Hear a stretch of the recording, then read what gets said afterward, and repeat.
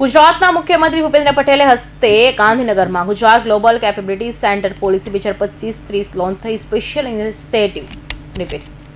ગુજરાતના મુખ્યમંત્રી ભૂપેન્દ્ર પટેલના હસ્તે ગાંધીનગરમાં Gujarat global capability centre policy 2025-30 launch થઈ. સ્પેશિયલ ઇનિશિયેટિવ પોલિસી હેઠળ ટર્મ લોન પર 7% વ્યાજ સબસિડી રૂપે સહાય આપવામાં આવશે, જે મહત્તમ રૂપે 1 કરોડની મર્યાદામાં રહેશે.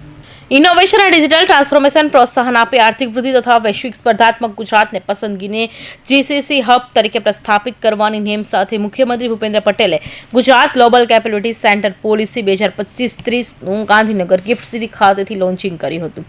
Department of science and technology દ્વારા આ જીસીસી પોલિસ રાજ્યમાં હાઈ વેલ્યુ જોબ અને સ્કિલ ડેવલપમેન્ટ તેમજ ઇનોવેશન અને ડિજિટલ ટ્રાન્સફોર્મેશન પ્રોત્સાહન આપવા સાથે ઇન્ફ્રાસ્ટ્રક્ચર ફેસિલિટીઝ અને કન્વિટીઝમાં વધારો કરીને તેમજ આર્થિક વૃદ્ધિ અને વૈશ્વિક સ્પર્ધાત્મક જાળવી રાખીને ગુજરાતને પસંદગીનું જીસીસી હબ તરીકે સ્થાપિત કરવા તૈયાર કરવામાં આવેલ છે.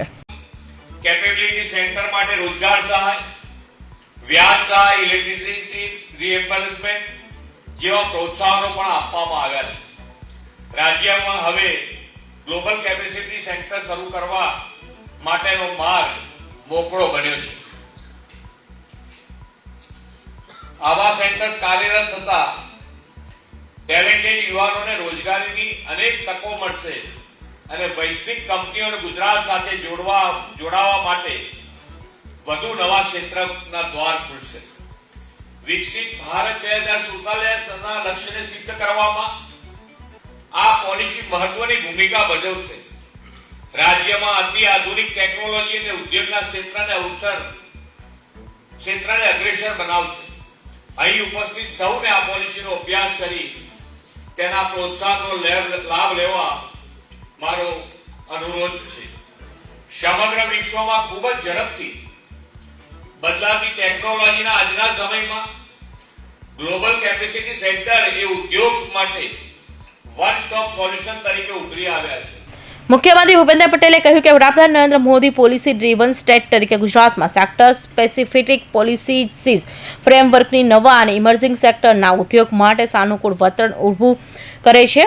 આ સંદર્ભમાં તેમણે ઉમેર્યું કે વડાપ્રધાનના પદ્મચિહ્નો પર ચાલતા વર્તમાન સરકારે પણ પાછલા 3 વર્ષોમાં semiconductor policy, green hydrogen policy, IT અને ITES policy, textile policy, renewable energy તથા બાયોટેકનોલોજી પોલિસી જેવી ઇમર્જિંગ સેક્ટર્સ અને પોલિસીઝ જાહેર કરી છે. રાજ્યના પોલિસી ડ્રીવન ગ્રોથની કડીમાં આગળ વધતા હવે 2025થી 30ના 5 વર્ષ માટે નવી ગુજરાત ગ્લોબલ કેપેબિલિટી સેન્ટર પોલિસીની તેમણે જાહેરાત કરી હતી.